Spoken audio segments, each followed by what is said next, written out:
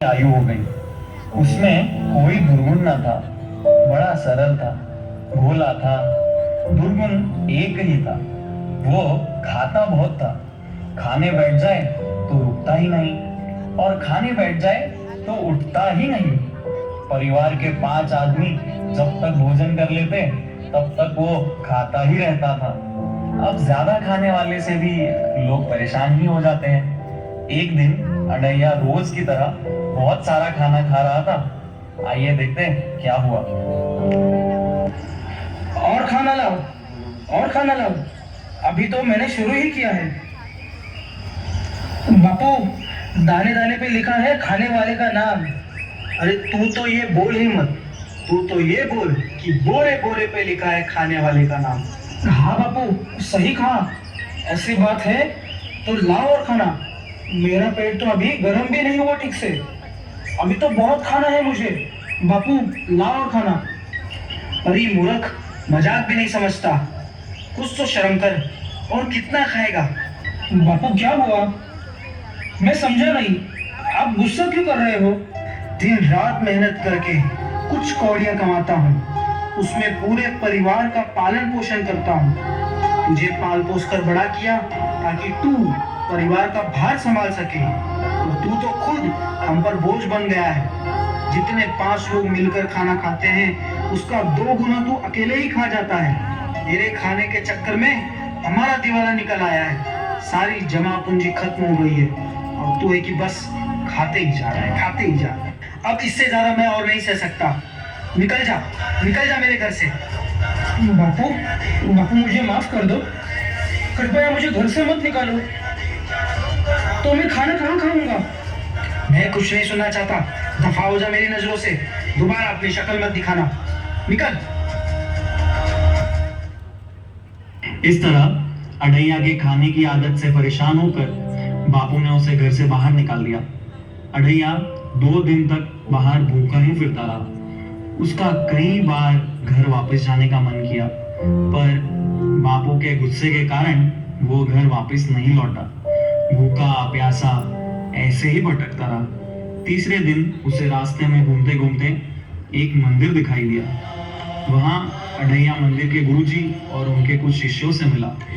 गुरुजी अपने शिष्यों के साथ बैठकर सीताराम सीताराम का जप कर रहे थे। अडैया को गुरुजी बहुत तंदुरुस्त दिखे, और उनके शिष्य भी तबीयत से बहुत हट्टे कट्टे दिखे। अब आगे। नमस्ते गुरुजी, आप कौन हो? हम इस मंदिर के सेवक हैं, और हमारे भगवान हैं प्रभु श्री राम। बोलो सियावर रामचंद्र की जय। ये सब कौन है और ये लोग क्या करते हैं? हमारे चेले हैं। करते कुछ नहीं, बस भगवान का भजन करते हैं। कुछ नहीं करते मतलब? कोई तो काम करते होंगे। काम कुछ नहीं करते, जो मन में आवे सो सेवा करते हैं, आराम से रहते हैं, राम राम जपते हैं। खाने पीने की कोई कमी नहीं है, सुखी है सब जीवन में यहाँ। सबको भरपेट खाने को मिलता है? और वैसे कितने पंगत लगते हैं यहाँ? हाँ, सबको भरपेट खाने को मिलता है। यहाँ रोज 5 पंगतें लगती है। वाह, क्या मैं सारे पंगत में बैठ सकता हूँ? कोई दिक्कत तो नहीं? दिक्कत तो ना है, पर क्या तुम इतना खा लेते हो? सब आपकी कृपा है महाराज। वैसे मेरा नाम अढ़ैया, क्योंकि मेरी शुरुआत ही 2.5 किलो रोटी से होती है। 2.5 किलो?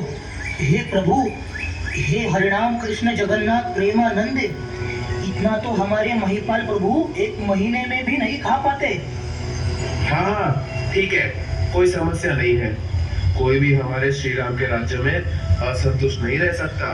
ये अयोध्या भूमि है, ऐसी यहाँ राम राज्य में सब लोग बहुत खुशी से रहते हैं। नगरी हो अयोध्या सी, नगरी हो अयोध्या सी, रघुकुल सा घराना हो, रघुकुल सा घराना हो, चरण हो राघव के जहाँ मेरा ठिकाना हो, चरण हो राघव के जहाँ मेरा ठिकाना हो, चरण हो राघव राघव के जहाँ मेरा ठिकाना हो। रुकिए रुकिए, तो गुरुजी आपका ऐसा कहना है कि मैं सारे पंगत में बैठ सकता हूँ और जितना खाना है उतना खाना खा सकता हूँ। हाँ हाँ, कोई दिक्कत ना है। भरपेट भोजन पाओ और राम भजन में मन लगाओ। महाराज कृपया हमें आपका चेला बना लो। हाँ, बन जाओ।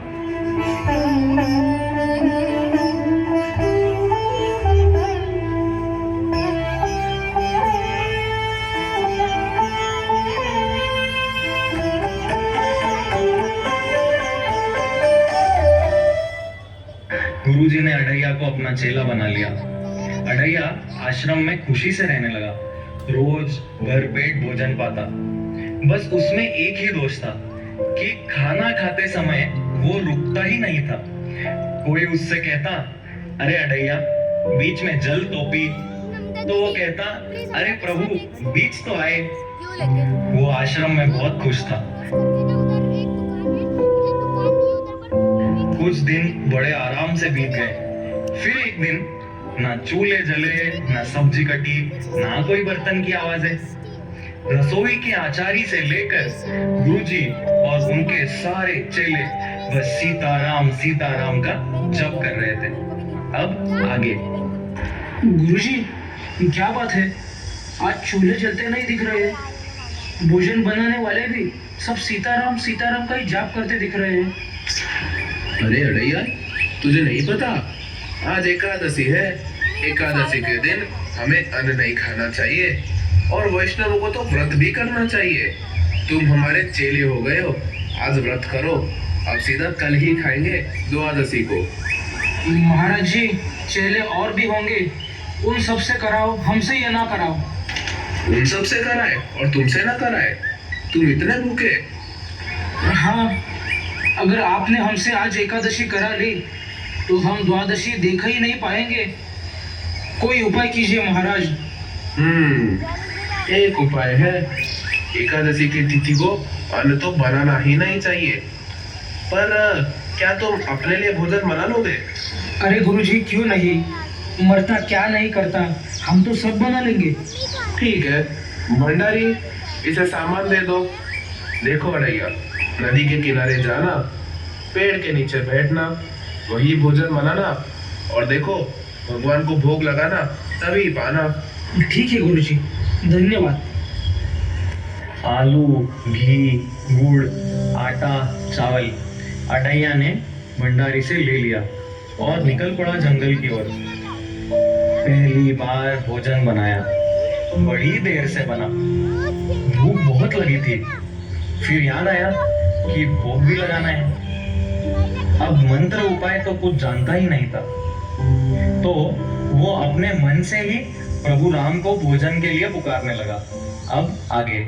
राम आइए प्रभु राम आइए, मेरे भोजन भोग लगाइए। राजा राम आइए प्रभु राम आइए, मेरे भोजन का भोग लगाइए। राजा राम आइए प्रभु राम आइए, मेरे भोजन का भोग लगाइए। राजा राम आइए प्रभु राम आइए, मेरे भोजन का भोग लगाइए। मेरे भोजन का भोग लगाइए। प्रभु आप क्यों नहीं आ रहे हो? देखो अगर आप नहीं आओगे तो हमारे गुरुजी हमसे नाराज हो जाएंगे। यहाँ पे मेरे पास आचमनी और आरती का सामान नहीं है। याद रखिए आज एकादशी है, जो है यही है।